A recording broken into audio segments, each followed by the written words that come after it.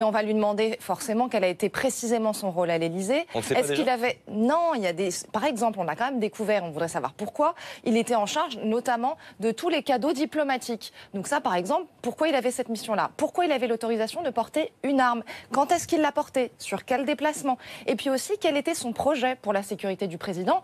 On sait qu'il planchait sur un rapprochement des différents services, du GSPR et du commandement militaire. Voilà les questions que je pourrais lui poser. Est-ce qu'il y a encore des zones d'ombre?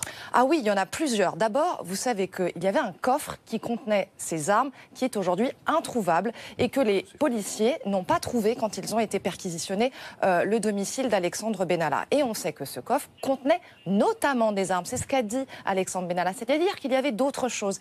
Qu'est-ce qu'il y avait comme document sensible qu'Alexandre Benalla n'a pas voulu que les policiers saisissent? Et puis il y a d'autres éléments. Alexandre Benalla n'a pas voulu donner ses clés personnelles, c'est comme ça que la perquisition n'a pas pu avoir lieu la première fois, mais aussi son téléphone personnel et une clé USB contenant les données de son ancien portable, le même qu'il a utilisé pour appeler sa hiérarchie le soir du 1er mai. Et puis, il y a évidemment plein d'autres questions à éclaircir, notamment sur cette fameuse vidéo qui a circulé dans son intégralité le soir du 18 juillet, c'est-à-dire le jour des révélations du Monde. Et ça a circulé à l'Élysée, mais aussi sur des comptes proches de La République En Marche.